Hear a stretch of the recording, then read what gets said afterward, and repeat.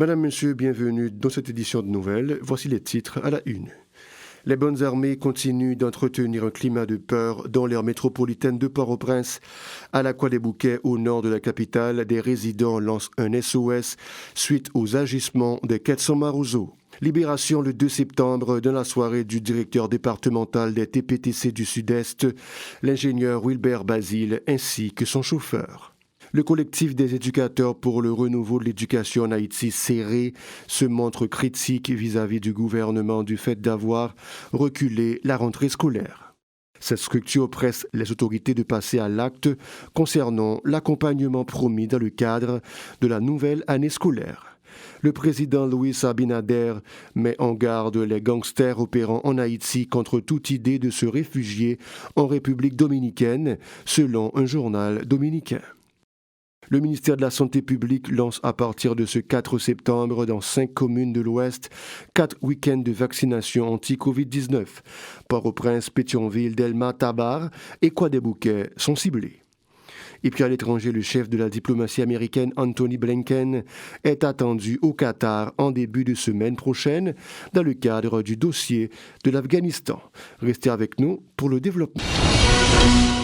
Libération le 2 septembre dans la soirée du directeur départemental des TPTC, l'ingénieur Wilbert Basile, ainsi que son chauffeur, Ernst Josué Emmanuel Mentor.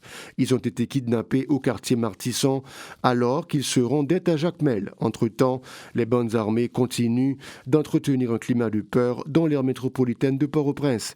À la Croix des Bouquets, au nord de la capitale, des résidents lancent un SOS suite aux agissements de Ketson Maruzo.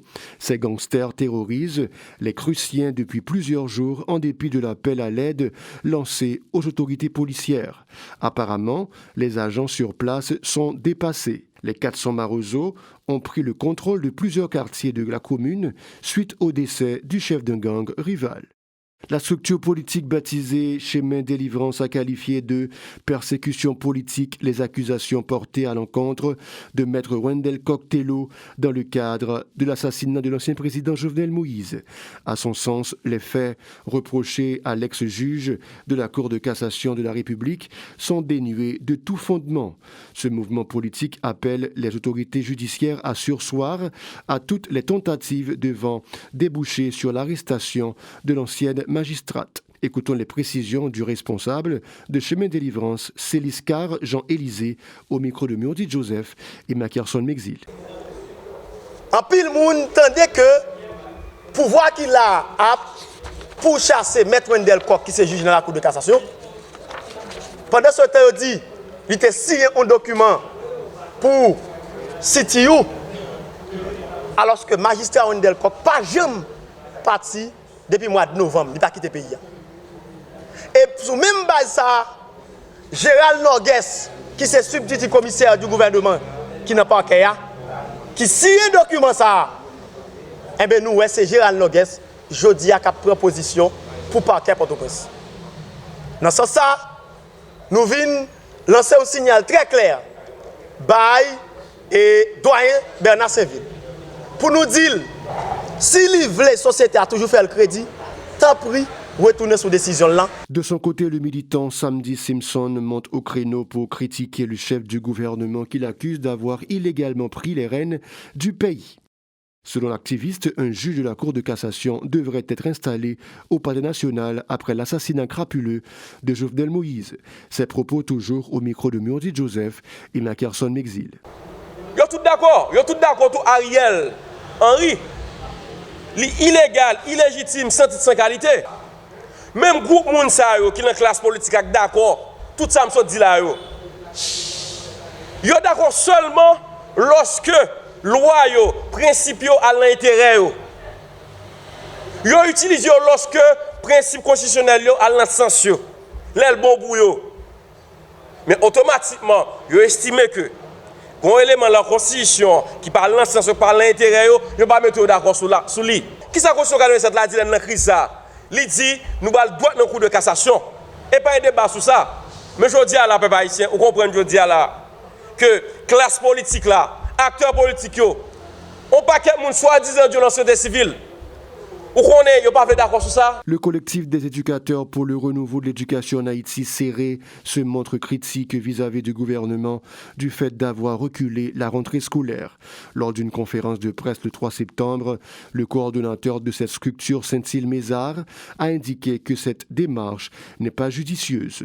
Toutefois, il appelle le gouvernement à respecter son engagement relatif à l'accompagnement de la population dans le cadre des préparatifs pour la nouvelle année scolaire. Saint-Cyr Mézard au micro de Gérard Hirsch-Rézil et Mackerson Mexil. Et nous avons profité par de rentrée des classes là. Nous connaissons rentrée des classes pour faire le 6 septembre. PM Ariel reporté pour le 21 septembre. Pour Grand Sud, il mettait le 4 octobre. Qui différencie entre 6 septembre et 21 septembre? C'est dégoûté à 50 centimes. Jeudi, pendant PM Ariel parlait de rentrer le 21 septembre, jusque-là, nous n'avons pas aucun problème là-dessus.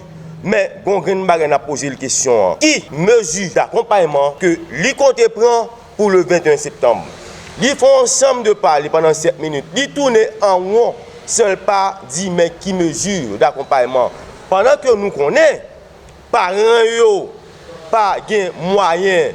Pour sa part, Patrice Célestin, porte-parole de la dite organisation, exige la mise à pied du coordonnateur du Fonds national d'éducation FNE, Joseph Franz Nicolas, qui l'accuse d'avoir dilapidé ce fonds.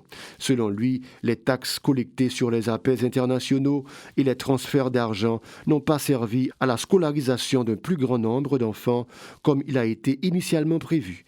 La déclaration est de Patrice Célestin au micro de Gérard Hirsch-Rézil et Mackerson Mexil. Mais je dis à nous dire que $50 centime n'y a pris sur appel international yo. Comme ça c'est comme qui doit allouer à l'éducation pour permettre petite malheureuse à l'école. C'est ça fait je dis à nous exiger pour yo révoquer Joseph Franz Nicolas dans tête FNE. Nicolas passe toute ville dans le programme Chigoa comme coordonnateur. C'est ramasser l'argent pour te bailler Martine Moïse. C'est ramasser l'argent bailler tout nèg qui dans pouvoir.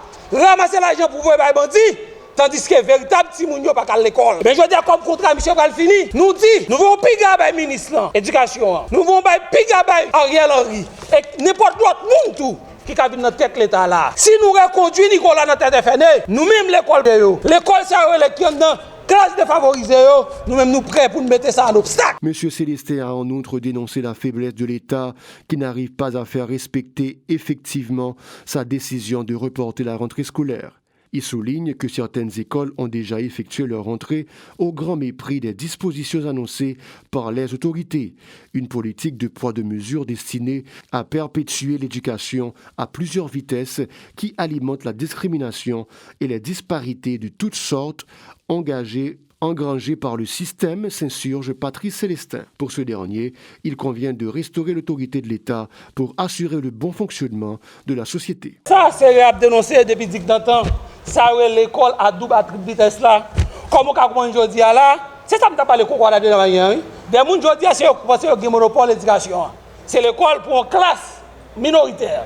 Je dis après que l'école qui ouvre la matin, ma ville là, je croise un pile de monde, machine vite parfumée, il y a des gens qui ont l'école. Mais c'est parce que pas l'État. C'est ça fait aujourd'hui, on a demandé application article 32-1-2-3.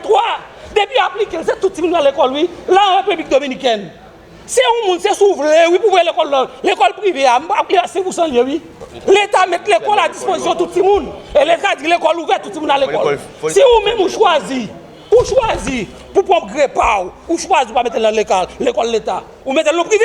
Le président de la République dominicaine, Luis Abinader, a lancé une mise en garde à tous les gangsters opérant en Haïti contre toute idée de se réfugier en République dominicaine, selon un journal dominicain. Il souligne l'efficacité des services d'intelligence, la mobilisation de la police et de l'armée qui permettront de les repérer sans grosse difficulté sur le territoire dominicain. Luis Abinader a fait savoir que ces malfrats ne constituent pour l'heure aucune menace pour la République dominicaine qui est prête à les traquer le cas échéant. Le numéro 1 dominicain a exprimé sa fierté de continuer à œuvrer en vue d'assurer la sécurité et le bien-être de son peuple, précisant que des investissements seront toujours consentis dans le domaine de la sécurité, ce qui implique l'augmentation du nombre de policiers appelés à bénéficier d'une formation adéquate ainsi que des salaires décents, s'est enorgueilli M. Abinader.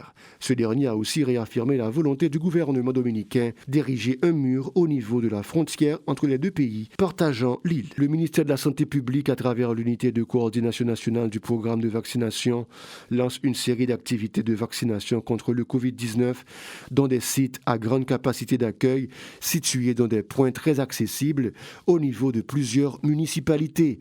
Les communes de Port-au-Prince, Pétionville, Tabar, Delma et Croix-des-Bouquets sont concernés pour l'instant. Ces activités se dérouleront pendant 4 week-ends de septembre à octobre en vue de permettre à un plus grand nombre de personnes de se prémunir contre le coronavirus. Les 4 et 5 septembre, la vaccination se fera au palais municipal de l'Elma, au lycée Jean-Marie Vincent de Tabar.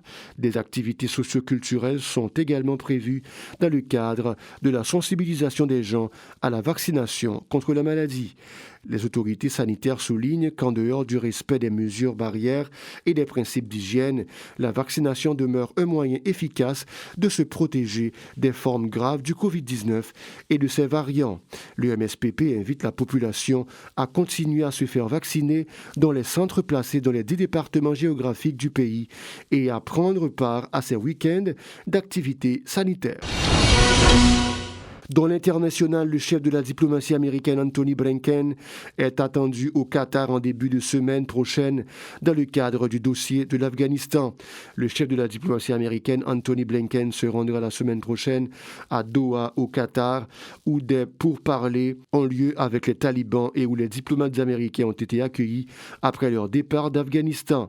Le secrétaire d'État américain Anthony Blinken a annoncé vendredi 3 septembre qu'il se rendait au début de semaine prochaine au Qatar, où se sont repliés les diplomates américains chargés de l'Afghanistan et où se déroulent les principales discussions de la communauté internationale avec les talibans. Anthony Blinken n'a pas précisé s'il parlerait personnellement à Doha avec des représentants des nouveaux maîtres islamistes de Kaboul. Il a toutefois assuré que les États-Unis maintenaient des canaux de communication avec les talibans, même après avoir achevé leur retrait d'Afghanistan. Il se rendra dans la foulée en Allemagne, où il organisera avec son homologue allemand Heiko Maas une réunion ministérielle de 20 pays consacrée à l'Afghanistan. Le ministre américain de la Défense, Lloyd Austin, sera aussi à Doha en début de semaine dans le cadre d'une tournée dans le Golfe, qu'il mènera aussi à Bahreïn, au Koweït et en Arabie Saoudite, a annoncé vendredi le Pentagone. C'est tout, madame, monsieur. Bon week-end à vous tous et à vous toutes. Restez branchés à la Télé Pacifique.